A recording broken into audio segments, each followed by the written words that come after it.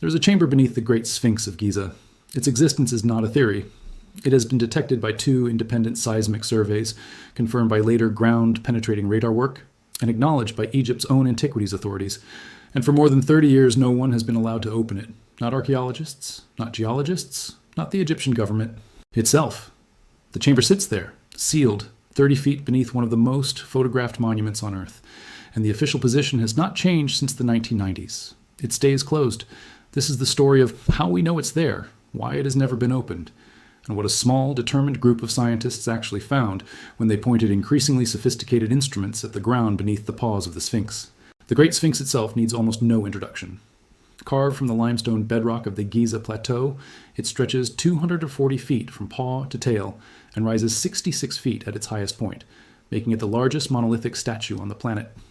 Mainstream Egyptology dates its construction to around 2500 BCE, during the reign of Pharaoh Khafra, the same ruler credited with the second largest pyramid at Giza. For most of the 20th century, that was considered the end of the conversation. The Sphinx was old, it was impressive, and it was assumed to be solid stone from its paws to its tail, a single carved mass with nothing hidden inside or beneath it. That assumption held until 1991, when a geologist named Robert Schoch and a seismologist named Thomas Debecki carried out a seismic refraction survey around the base of the monument. Their method was straightforward in principle. They sent acoustic pulses into the ground and measured how quickly those pulses traveled and how they reflected back, which reveals differences in density and structure beneath the surface. Solid bedrock produces a fairly predictable signature. What Schoch and Debecki found directly beneath the front paws of the Sphinx did not match that signature. Their instruments picked up a cavity, a hollow space, and critically, the reading suggested it had straight edges. That detail is what turned a minor geological curiosity into a genuine controversy, because natural voids in limestone typically form through dissolution or fracturing along fault lines, processes that produce irregular, rounded shapes. Rectilinear cavities with defined corners are the kind of thing you associate with excavation, not erosion. Schoch and Debecki published their findings, and the reaction from the Egyptological establishment was largely dismissive. Egypt's Supreme Council of Antiquities, the body responsible for authorizing any excavation at protected sites, stated that there was nothing of significance beneath the monument and that no further investigation was warranted. That might have been the end of it, except that 2 years later, in 1993, a second team ran an independent seismic study, this time working with official Egyptian oversight rather than as outside researchers.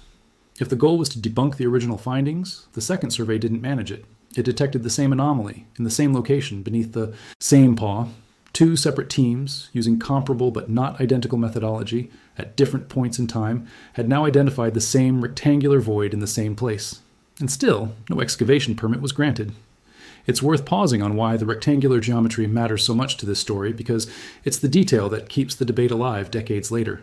Limestone is a sedimentary rock, and when it erodes naturally, whether through water, wind, or chemical dissolution, it tends to do so unevenly, following bedding planes and weak points, producing curved or irregular voids.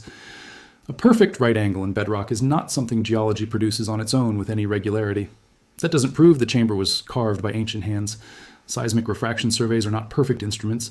They can be affected by nearby structural features, buried fill from earlier excavations, or interference from the Sphinx's own foundation trench, which was cut into the plateau when the statue was originally carved. Skeptics have pointed out, reasonably, that some of the apparent geometry could be an artifact of how the data was processed and modeled rather than a literal architectural feature. But no one, including the critics, has produced an alternative seismic dataset that eliminates the anomaly altogether. The void is real. What's inside it, and how sharply defined its edges actually are, remains disputed. There's a strange footnote to this story that predates both seismic surveys by decades, and it's worth including because it genuinely happened, even though it belongs to the realm of claims rather than evidence. In 1933, an American named Edgar Cayce, working as what he described as a psychic medium, delivering readings while in a trance state, made a specific claim about the Sphinx. He said there was a hidden chamber beneath its left paw, which he called the Hall of Records, and he described it as containing knowledge from a civilization predating known Egyptian history. Cayce was not a scientist, an archaeologist, or a geologist, and he had no access to any instrumentation that could have detected subsurface structures. When Schoch and Debecki's survey identified an anomaly beneath the Sphinx's paw 58 years later, some observers noted the rough correspondence between the location Cayce described and the location the seismic data indicated. This is presented here as a documented historical curiosity, not as evidence. Cayce made numerous predictions over his career, most of which were vague or did not pan out, and the correspondence between a general claim about a paw and a specific seismic anomaly beneath one of two possible paws is the kind of coincidence that can look more remarkable in hindsight than it was in probability at the time. Mainstream archaeology has not engaged with the Cayce claim in any serious way, largely because there's no falsifiable methodology attached to it. It's included here because it's part of the historical record of this site, not because it constitutes proof of anything. The more consequential turn in this story came in 1997, when Egypt revoked the excavation permits that had allowed researchers, including Schoch's team, to work in the immediate vicinity of the Sphinx. The stated reason was preservation. The monument is fragile, carved from a limestone that is genuinely vulnerable to weathering, vibration, and moisture intrusion, and Egyptian authorities have a legitimate, well-documented interest in not letting outside teams drill, blast, or tunnel near a 4,500-year-old national treasure. That's a real and defensible position. What complicates the preservation narrative is that during roughly the same period, Egypt approved a large sound and light show installation directly in front of the Sphinx, along with the laying of underground electrical cabling across sections of the Giza Plateau to support tourism infrastructure. Preservation concerns did not halt construction projects around the monument. They specifically and consistently halted excavation attempts aimed at what lies beneath it. That distinction doesn't prove any particular motive, but it is a documented pattern, and it's the reason the Sphinx chamber question has never fully gone away, even as it drifted out of mainstream academic discussion for years at a time. While the excavation question sat frozen, a parallel and in some ways even more contentious debate was unfolding over the Sphinx's age, and it connects directly back to Robert Schoch, because the same geologist who identified the seismic anomaly also became the leading proponent of a controversial reinterpretation of the monument's weathering patterns. Standard Egyptological dating places the Sphinx's carving at roughly 2500 BCE, consistent with Khafre's reign, and the broader construction timeline of the Giza pyramid complex. Schoch, examining the deep vertical fissures on the Sphinx's body and the walls of its surrounding enclosure, argued that the weathering pattern looked less like what you'd expect from thousands of years of desert wind erosion, and more like what you'd expect from prolonged exposure to heavy rainfall. Wind erosion in an arid environment tends to scour horizontally and undercut stone near its base. What Schoch documented were deep, rounded vertical channels, the kind of pattern associated with water running down a rock face repeatedly over long periods. The climatic record for Egypt is well established through independent paleoclimatology research, and it shows that the region transitioned from a wetter, more habitable climate to the hyper-arid desert we recognize today sometime around 5000 to 3000 BCE, with the shift becoming pronounced well before the accepted construction date of the Sphinx. If Schoch's interpretation of the erosion pattern is correct, and it genuinely reflects sustained rainfall rather than other weathering processes, it would push the carving of at least the Sphinx's core body back into that earlier, wetter period, which would place it several thousand years before Khafre's reign, and would require a substantial revision of the accepted timeline for organized civilization in the Nile Valley. This is precisely why the hypothesis generated as much resistance as it did. It's not a minor dating adjustment. It implies either an unknown, undocumented culture capable of monumental stone carving millennia before the First Dynasty, or a much later reworking and rededication of a far older structure. Geologists and archaeologists who have pushed back on Schoch's interpretation make a case that deserves equal weight. They argue the erosion pattern can be explained without invoking a lost rainy era civilization, pointing to the Sphinx's inconsistent limestone quality, with softer layers eroding faster and more roundly than harder ones, regardless of what's causing the erosion, combined with groundwater seepage from below, wind-driven sand abrasion, and salt weathering, where dissolved salts crystallized within the porous stone and physically break it apart from the inside, a process that can produce rounded, undulating surfaces without any rainfall at all. This remains, honestly, an unresolved scientific dispute rather than a settled question in either direction. What keeps it from being dismissed outright is that the same vertical, rounded weathering pattern appears not only on the Sphinx's body, but on the walls of the enclosure that surrounds it, walls that were cut from the same bedrock at the same time and are, in some sections, more sheltered from wind-driven sand than the statue itself. If wind and salt alone fully explained the pattern, you'd expect more variation between exposed and sheltered surfaces than what's actually observed. Neither side of this debate has produced a fully satisfying account that accommodates every observed detail, and more than 3 decades after Schoch first raised the question, it remains genuinely open among specialists, even though it rarely gets mainstream attention outside of documentary coverage like this. The chamber question and the age question are related but distinct, And it's worth being precise about that distinction because a lot of popular coverage blurs them together. Finding a hollow space beneath the Sphinx's paws does not, by itself, tell you anything about when the Sphinx was carved. And a rainfall-based reinterpretation of the weathering pattern doesn't require there to be anything inside the chamber at all. They're two separate anomalies that happen to involve the same monument. And the fact that both remain unresolved is what keeps this site at the center of ongoing debate rather than settled history. It's also worth being clear that the area beneath and around the Sphinx has not been entirely off limits to archaeology during this period, which is an important nuance that often gets lost. Between 1978 and 1998, Zahi Hawass, then chief inspector of the Giza pyramids, worked alongside a young archaeologist named Mark Lenner on a series of excavations around the base of the monument. Their work rediscovered older access tunnels, some of which had been cut and then backfilled by earlier explorers decades before, leading down to a series of cavities that appeared to be natural fissures in the limestone rather than constructed chambers. Lenner and Hawass also documented a mud brick temple belonging to the New Kingdom pharaoh Amenhotep II on a ledge above the Sphinx enclosure, connected by layers of fill to the Old Kingdom Sphinx temple and a later Roman period stairway. Evidence that people had been actively modifying, repairing, and building around the monument for thousands of years after its original carving. That project, later expanded through the American Research Center and Egypt's Sphinx Mapping Initiative, produced one of the most detailed surveys of the monument's surface and immediate substructure ever assembled, cataloging multiple shafts, including one cut into the Sphinx's back, another near its tail, and several smaller ones along its flanks and head. So it is not accurate to say nothing has ever been investigated. What's accurate is narrower and, in some ways, stranger. The shafts, cracks, and near-surface cavities around and within the Sphinx's body have been mapped in considerable detail, while the one specific, twice-confirmed anomaly directly beneath the front paws, the exact spot both the 1991 and 1993 seismic surveys pointed to, has never received that same level of direct, hands-on physical investigation. The most significant recent development in this story arrived not through excavation, but through a newer generation of remote sensing technology, and it came from outside the traditional Egyptological establishment. In 2025, an Italian research team led by radar specialist Filippo Biondi began publicizing results from satellite-based synthetic aperture radar analysis of the Giza Plateau, a technique adapted from methods originally developed for geological and infrastructure monitoring. Their claims went considerably further than the 1990s seismic work. Biondi's team described detecting not just a single cavity, but a network of vertical shafts and horizontal passages extending deep beneath the plateau, including structures they characterized as descending roughly 2,000 feet below the surface in places, a scale that, if accurate, would represent an engineering undertaking far beyond anything currently attributed to Old Kingdom Egypt. In early 2026, the same team went further still, announcing at a press conference in Bologna that their scans indicated the possible existence of a second, buried, sphinx-like structure elsewhere on the plateau, roughly matching the size and orientation of the known monument, along with additional shafts they suggested could lead to further chambers.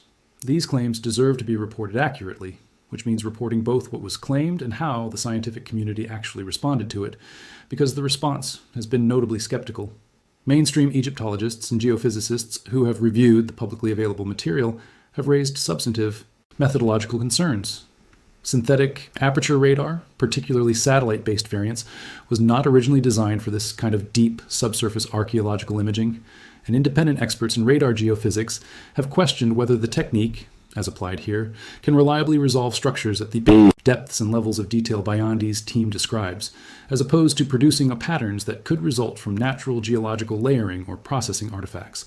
As of this recording, none of these specific claims, the megastructure, the deep shaft network, or the second Sphinx, have been confirmed through peer-reviewed publication, independent replication, or physical excavation. Biondi has stated he is confident in the findings, at one point placing his own certainty at around 80%. And his team has said they've identified potential access points and prepared a formal excavation proposal for Egyptian authorities. But confidence from the researchers making a claim is not the same as independent verification, and right now that verification hasn't happened. This is presented to you honestly as an active, unresolved, and contested claim, not as an established discovery, because that's what the evidence currently supports. It's also worth understanding a bit more about how the 2025 and 2026 radar claims were actually generated, because the methodology matters as much as the headline.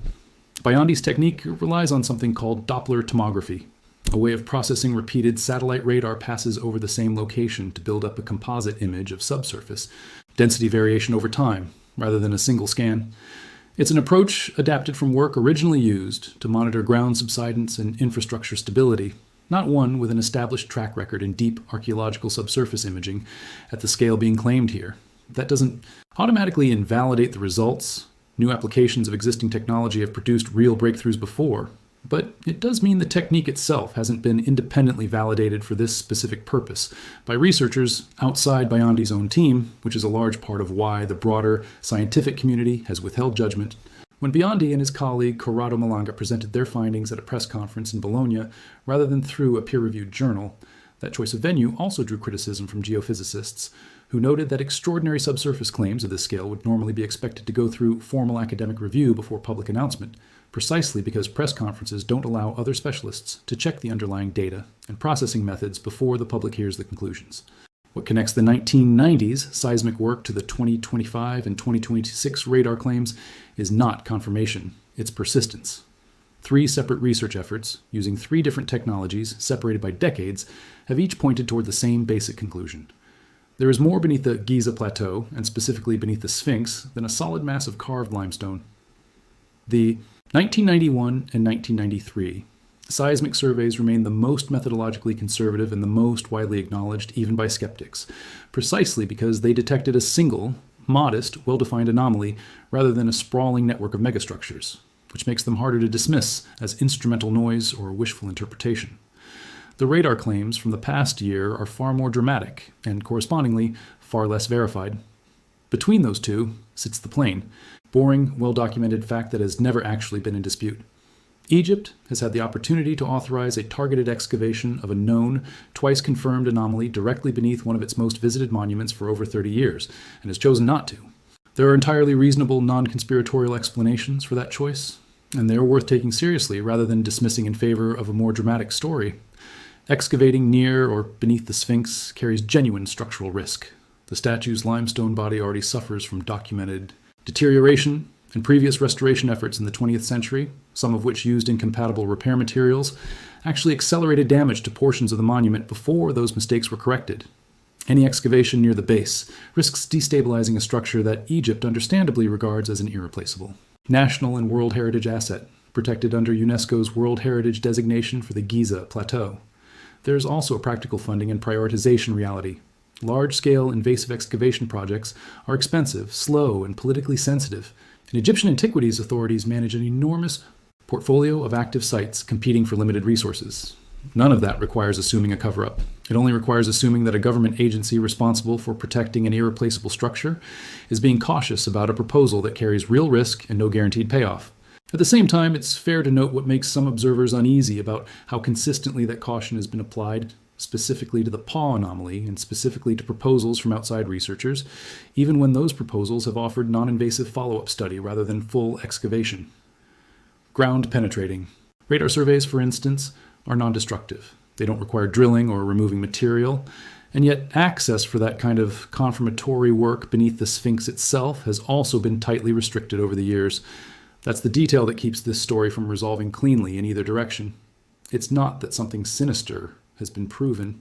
It's that the single most straightforward way to settle the question, a modern, non-invasive scan of the exact spot both 1991 and 1993 identified, still hasn't been definitively carried out and published in a way that has satisfied both sides of the debate. There's one more piece of context that helps explain why this particular monument keeps generating this particular kind of scrutiny, and it has to do with the broader Giza Plateau rather than the Sphinx alone. South of the pyramid complex sits an unassuming site, known as the Cromer Dump, first excavated in the 1970s by the Austrian archaeologist Karl Cromer and re-examined in 2018 by the Ancient Egypt Research Associates under Mark Lehner's direction. The 2018 team characterized it primarily as 4th Dynasty demolition debris, consistent with the standard chronology of Giza as a site developed under Khafre and his contemporaries. But Cromer's original excavation notes described a more complicated picture, including pottery styles and clay ceilings that he dated to the 1st, 2nd, and 3rd dynasties, and in some cases to the pre-dynastic period before Egypt's unification altogether. If Cromer's dating holds up, it would suggest meaningful human activity on the Giza Plateau centuries before the pyramids and the Sphinx were built, which doesn't prove anything about the chamber beneath the Sphinx's paws, but it does establish that the plateau's history is genuinely less settled than the tourist brochure version suggests, and that legitimate mainstream archaeological findings have already complicated the standard timeline in smaller, less dramatic ways than the recent radar claims, without generating nearly the same public attention. That contrast is worth sitting with for a moment. A modest, peer-reviewed reassessment of dated pottery fragments from the 1970s barely register outside specialist journals, while an unpublished radar claim announced at a press conference reaches millions of people within days. That's not a criticism of public curiosity. The Sphinx earns its fascination honestly. It's simply a reminder that the loudest version of a story and the best supported version of a story aren't always the same one, and that separating them takes exactly the kind of patient, source-by-source approach this video has tried to walk through. So where does that leave us, honestly, as of right now? There is a confirmed twice-detected subsurface cavity beneath the front paws of the Great Sphinx, first identified in 1991 and independently corroborated in 1993, with a geometry that, at least some of the data suggests, includes right angles. Inconsistent with typical natural formation, there is a separate unresolved scientific debate over whether the Sphinx's weathering pattern indicates an origin thousands of years earlier than the conventional 4th Dynasty date, a debate that has continued without full resolution since Schoch first raised it in the early 1990s. There are newer, considerably more dramatic claims from 2025 and 2026 involving deep shaft networks and a possible second Sphinx-like structure, which remain unverified, methodologically contested, and unconfirmed by independent excavation or peer review.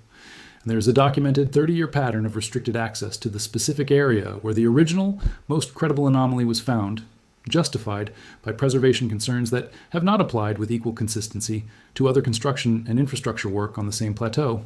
None of this requires you to believe in a lost civilization, a buried archive of forgotten knowledge, or a deliberate cover-up. The honest version of this story doesn't need those things to be genuinely compelling. What it needs is simply the truth, which is that one of the most studied and most photographed monuments on the planet still has a sealed, confirmed void beneath it that no living scientist has ever been allowed to look inside, using any method more thorough than sound waves bounced off solid rock from 30 feet above. That's not a manufactured mystery. That's the actual, current, unresolved state of the science. The Sphinx has stood watching the horizon for roughly 4,500 years, through the rise and fall of the civilization that carved it and everyone that came after. Whatever is or isn't in that chamber has been waiting considerably longer than any of us have been alive to ask the question, and as of today, it's still waiting for someone to finally get a real answer. If you want to keep following where this research goes next, including how Egyptian authorities respond to the latest excavation proposals, subscribe and turn on notifications, because this is very much an ongoing story rather than a closed one. And if you've got thoughts on what's really down there, drop them in the comments. Some of the best leads on stories like this have come from viewers pointing us toward research we hadn't seen yet.